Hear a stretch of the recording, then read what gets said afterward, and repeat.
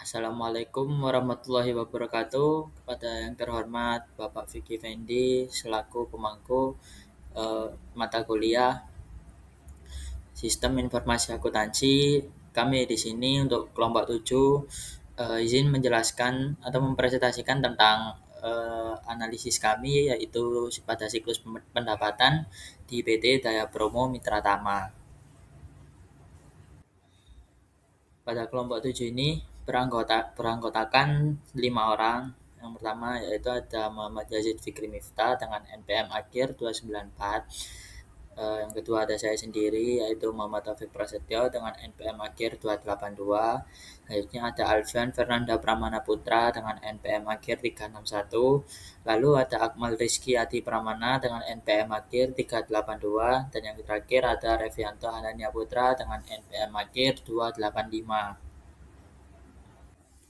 Selanjutnya dari latar belakang dari analisis kami yaitu di mana sumber pendapatan merupakan sumber utama yang mendukung keberlangsungan operasional dan perkembangan suatu perusahaan.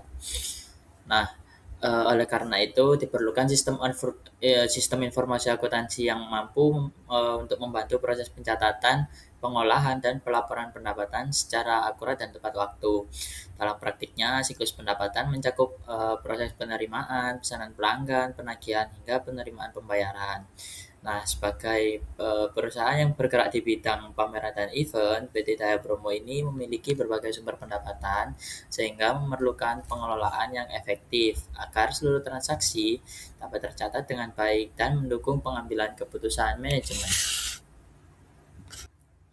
Lalu ada tujuan dari analisis ini yaitu untuk memahami bagaimana pengelolaan pendapatan yang diterapkan oleh perusahaan dan mengidentifikasi tahapan-tahapan dalam siklus pendapatan, lalu menganalisis pemanfaatan sistem informasi yang digunakan, mengevaluasi efektivitas pelaksanaan siklus pendapatan, dan mengetahui berbagai kendala yang dihadapi perusahaan, beserta solusi yang dapat diterapkan untuk meningkatkan kinerja pengelolaan pendapatan.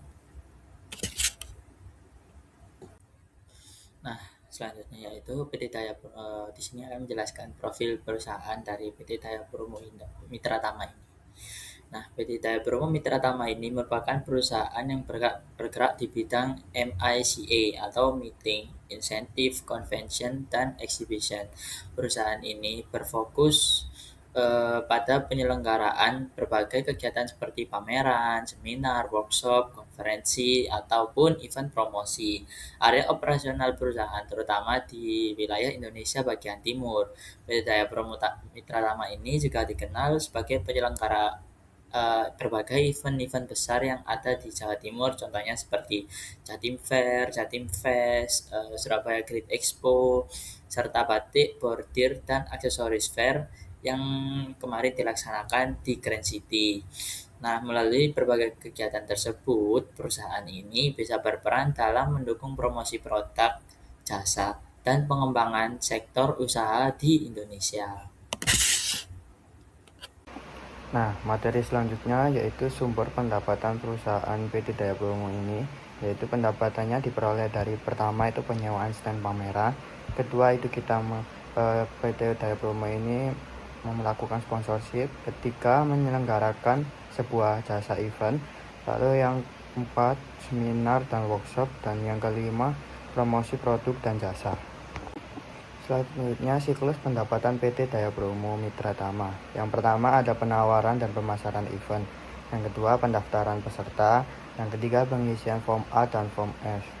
Keempat pembuatan invoice. Kelima pembayaran peserta. Keenam verifikasi pembayaran. Keenam penerbitan kwitansi. Dokumen utamanya berisi yang pertama proposal. Yang kedua form A, yaitu form A itu untuk melakukan pendaftaran. Ketiga ada form F. Form F dilakukan apabila peserta ingin menambahkan layout atau penambahan tempat lain. Lalu ada invoice dan yang terakhir ada kwitansi. Nah, di sini saya akan menjelaskan alur proses bisnis dari PT Daya Promo Mitra Tama ini. Yang pertama, PT Daya Promo Tama memberikan proposal kepada pihak instansi atau dinas, yaitu pertama PT itu akan mengajukan dengan memberikan sebuah proposal ke peserta atau instansi yang ingin mendaftarkan ke sebuah eventnya. Lalu pihak marketing mengajukan penawaran instansi atau ke dinasnya. Selanjutnya perusahaan memberikan form atau surat pendaftaran sebagai anggota peserta event. Lalu ke bawah, peserta mengisi form pendaftaran yang telah disediakan. Setelah form pendaftaran diisi dan distorkan, pihak finance dari perusahaan PT Daya Bromo ini mengajukan invoice penagihan kepada pihak yang bersangkutan. Lalu peserta atau instansi atau dinas melakukan step pembayaran dan pelunasan. Setelah melakukan pembayaran dan pelunasan, pihak perusahaan akan menerbitkan kwitansi yang akan diberikan kepada peserta sebuah event itu. Selanjutnya saya akan menjelaskan karakteristik pelanggan. Nah, yang pertama itu kurang lebih 90% didominasi oleh instansi pemerintah atau swasta. Lalu terdapat juga pelanggan dari perusahaan swasta seperti lembaga pendidikan dan organisasi resmi. Selanjutnya memiliki prosedur administrasi yang formal dan terdokumentasi. Selanjutnya ada membutuhkan dokumen pendukung yang lengkap dalam setiap transaksi. Selanjutnya ada pembayaran cenderung memerlukan waktu lebih lama karena mengikuti mekanisme anggaran. Lalu selanjutnya ada resiko gagal bayar relatif rendah. Selanjutnya yaitu membutuhkan layanan event, pameran, promosi, sponsorship, serta berbagai fasilitas pendukung kegiatan lainnya. Oke, di sini saya akan menjelaskan tentang alur BPD-nya. Pertama-tama proses dimulai, lalu pihak dari perusahaan menawarkan pameran dan dilanjutkan dengan negosiasi dan pemesanan stand dari pelanggan. Lalu pihak perusahaan berkoordinasi dengan pihak Grand City ataupun venue-nya. Di saat yang sama dari pihak peserta akan melakukan registrasi, lalu pembuatan invoice. Setelah pembuatan invoice akan ada transfer lewat pihak bank, lalu pengecekan verifikasi pembayaran. Setelah verifikasi pembayaran sudah terlaksana, maka akan diterbitkan kwitansi kepada peserta dan selesai. Oke, selanjutnya di sini ada DFD level 0. Nah, pada DFD level 0 ini PT Daya Promo Mitra Tama berkoordinasi dengan dua pihak, yaitu dari pihak peserta dan juga penyedia venue. Yang pertama dari peserta akan mengisi form A dan form F. Di saat yang sama peserta juga harus melakukan pembayaran lewat bank, dan pihak dari PT Daya Promo akan mengkonfirmasi pembayaran tersebut. Nah, setelah pembayaran sudah dikonfirmasi, maka PT Daya Promo Mitra Tama harus memberikan invoice dan juga kwitansi. Nah, selanjutnya dari pihak PT Daya Promo dengan penyedia venue. PT Daya Promo akan memberikan permintaan, yaitu untuk penyewaan venue-nya kepada pihak Grand City ataupun penyedia venue. Lalu pihak Grand City ataupun penyedia venue akan memberikan informasi tentang venue-nya dan juga tagihan dari venue tersebut.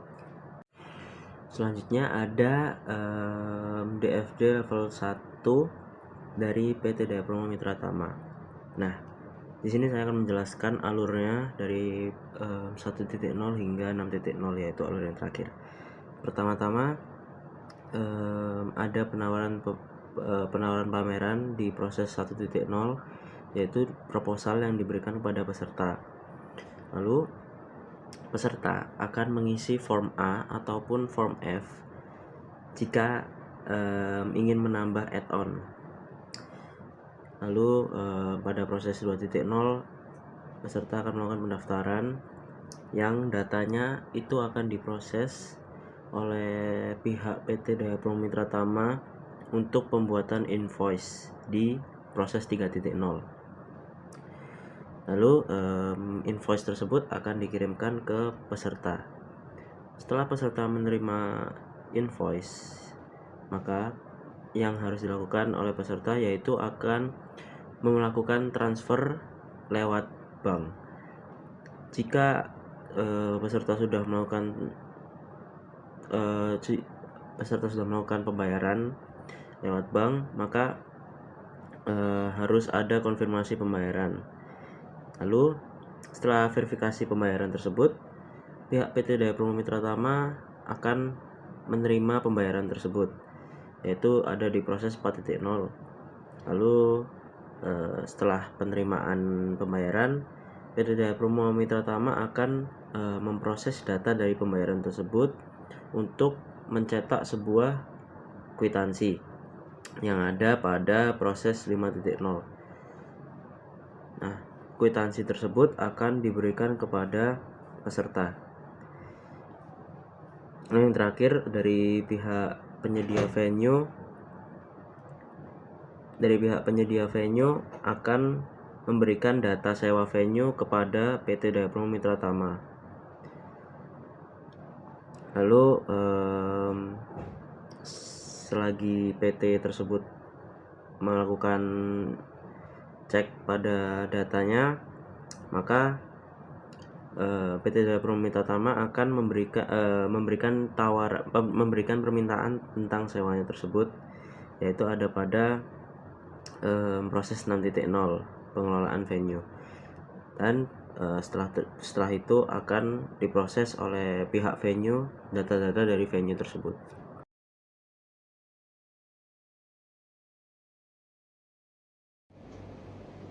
Risiko dan pengendalian internal. Untuk nomor 4, pada aktivitas peserta mengisi formulir pendaftaran, untuk ancamannya sendiri yakni data peserta tidak lengkap, salah input atau pemalsuan data, dan untuk pengendaliannya yakni validasi data pada formulir, kemudian pengecekan kelengkapan dokumen dan verifikasi identitas peserta. Kemudian nomor 5, form A yakni form pendaftaran, dan form F atau add-on dan lain-lain. Pada ancaman atau resikonya, formulir bisa terjadi ganda, data tidak konsisten, atau kehilangan dokumen. Dan untuk pengendaliannya yakni penggunaan database secara terpusat, nomor registrasi unik, dan backup data secara berkala. Kemudian nomor 6 yakni pihak finance membuat dan mengajukan invoice atau penagihan. Untuk ancamannya sendiri yakni kesalahan nominal tagihan, kemudian invoice fiktif, atau keterlambatan penagihan. Dan untuk pengendaliannya yakni otorisasi invoice oleh kepala keuangan, sistem penomoran invoice secara otomatis, dan rekonsiliasi dengan data pendaftaran. Kemudian nomor 7 yakni peserta melakukan pembayaran dan pelunasan. Untuk ancamannya sendiri, pembayaran yang tidak tercatat, pembayaran kurang, atau penyalahgunaan dana. Dan untuk pengendaliannya yakni pembayaran melalui rekening perusahaan, kemudian pemisahan tugas penerimaan dan pencatatan kas, serta rekonsiliasi bank secara rutin. Dan untuk yang terakhir yakni nomor 8, penerbitan kwitansi setelah pembayaran. Untuk ancamannya sendiri yakni terbit kwitansi palsu atau duplikasi kwitansi, atau kwitansi tidak diterbitkan. Dan untuk pengendaliannya sendiri yakni kwitansi bernomor urut tercetak, otorisasi petugas keuangan, dan pencatatan otomatis dalam sistem. Kesesuaian dengan teori Romney, yakni sesuai dengan teori pada bagian revenue cycle. Yang pertama yakni sales order entry atau penerimaan pesanan. Kedua yakni billing atau penagihan. Ketiga yakni cash collection atau penerimaan kas. Yang keempat pengendalian internal, dan yang terakhir yakni perusahaan telah menjalankan sebagian besar aktivitas utama siklus pendapatan secara terstruktur. Kesesuaian dengan teori Romney, yakni sesuai dengan teori pada bagian revenue cycle. Yang pertama yakni sales order entry atau penerimaan pesanan. Kedua yakni billing atau penagihan. Ketiga yakni cash collection atau penerimaan kas. Yang keempat pengendalian internal, dan yang terakhir yakni perusahaan telah menjalankan sebagian besar aktivitas utama siklus pendapatan secara terstruktur. Untuk ketidaksesuaiannya dengan teori Romney adalah pertama, tidak ada proses shipping karena PT Daya Promo Mitra Tama sendiri bergerak di bidang jasa. Kemudian belum ada prosedur persetujuan kredit formal. Ketiga, belum menggunakan ERP yang terintegrasi. Keempat, belum memiliki laporan umur piutang atau aging schedule. Dan yang terakhir yakni pemanfaatan teknologi yang masih terbatas. Assalamualaikum warahmatullahi wabarakatuh. Selanjutnya saya akan menjelaskan slide ke-18 yaitu tentang analisis sistem PT Daya Promo Mitra Tama saat ini. Sebelumnya, perkenalkan nama saya Muhammad Yazid Fikri Miftah dengan 3 NPM terakhir 294. Saya mengerjakan tugas ini untuk perbaikan revisi UAS mata kuliah Sistem Informasi Akuntansi. Oke, langsung saja di slide 18 ini ada analisis sistem saat ini. Pada PT Daya Promo Mitra Tama, sistem pengelolaan pendapatan saat ini masih banyak menggunakan Microsoft Excel dan dokumen administratif yang diproses secara manual. Sistem ini memiliki beberapa kelebihan dan kekurangan. Kelebihannya kita jelaskan terlebih dahulu, yaitu yang pertama ada biaya operasional rendah. Perusahaan tidak perlu mengeluarkan biaya besar untuk membeli atau mengembangkan software khusus seperti ERP karena Microsoft Excel sudah cukup untuk mencatat transaksi, membuat invoice, dan menyusun laporan keuangan sederhana. Yang kedua ada mudah digunakan, yaitu sebagian besar karyawan sudah familiar dengan Excel sehingga tidak memerlukan pelatihan khusus. Hal ini membuat proses kerja lebih cepat untuk dijalankan. Yang ketiga, ada pengendalian dokumen cukup baik. Setiap transaksi didukung oleh dokumen seperti proposal, form A, form F, invoice, dan kwitansi. Dokumen-dokumen tersebut membantu memastikan bahwa transaksi dapat ditelusuri dan dipertanggungjawabkan. Yang keempat atau yang terakhir, prosedur kerja terstruktur. Perusahaan telah memiliki alur kerja yang jelas, mulai dari penawaran event, pendaftaran peserta, pembayaran, sampai verifikasi pembayaran hingga penerbitan kwitansi. Selanjutnya kita ke kelemahan sistemnya. Yang pertama ada banyak proses manual. Penginputan data dilakukan secara manual sehingga berpotensi menimbulkan kesalahan pencatatan atau biasa yang disebut human error. Yang kedua, data belum terintegrasi. Data pelanggan, invoice, pembayaran, dan piutang masih tersimpan di file yang terpisah sehingga membutuhkan waktu lebih lama untuk mencari dan mencocokkan informasi. Yang ketiga ada risiko kehilangan data, yaitu jika file Excel rusak atau komputer mengalami gangguan, data penting perusahaan dapat hilang apabila tidak tersedia backup yang memadai. Yang keempat, monitoring piutang belum optimal. Perusahaan belum memiliki sistem yang secara otomatis memantau tagihan yang belum dibayar sehingga proses penagihan dapat terlambat. Oke, itu tadi dari slide 18. Selanjutnya kita ke slide 19. Terima kasih. Oke, baik. Selanjutnya yaitu kita ke slide 19, yaitu kesimpulan. Berdasarkan hasil analisis PT Daya Promo Mitra Tama telah menerapkan siklus pendapatan yang cukup baik dan terstruktur. Proses pendapatan dimulai dari kegiatan pemasaran dan penawaran event kepada pelanggan, kemudian dilanjutkan dengan pendaftaran peserta, pembuatan invoice, pembayaran, verifikasi pembayaran, hingga penerbitan kwitansi sebagai bukti transaksi. Selain itu, perusahaan juga telah menerapkan pengendalian internal yang mendukung keamanan dan keandalan proses pendapatan. Adanya dokumen pendukung pada setiap tahap mampu membantu mengurangi risiko kesalahan dan meningkatkan akuntabilitas.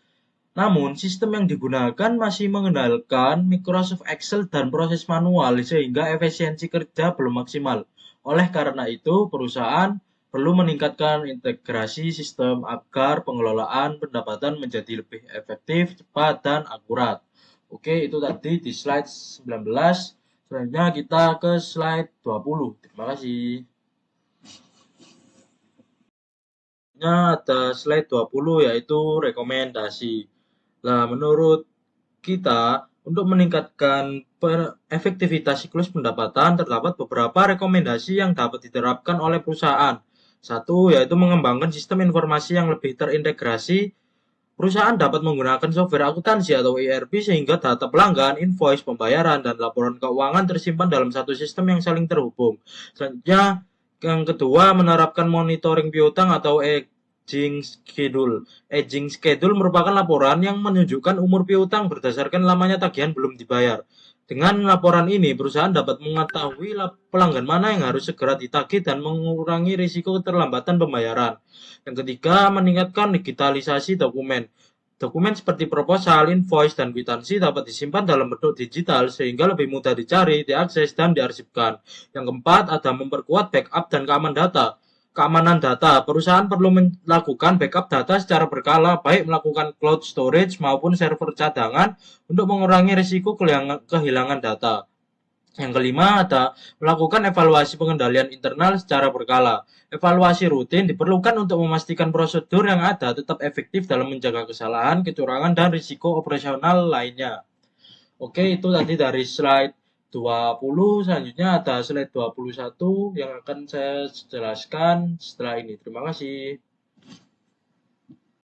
Oke, baik. Selanjutnya pada slide 21 atau slide terakhir, ada bagian penutup. Jadi di bagian penutup ini dapat disampaikan bahwa PT Daya Promo Mitra Tama itu menunjukkan bahwa perusahaan telah memiliki prosedur yang cukup baik dalam pengembangan siklus pendapatannya. Namun perkembangan teknologi menuntut untuk memperbaiki sistem agar siklus pendapatan lebih efisien.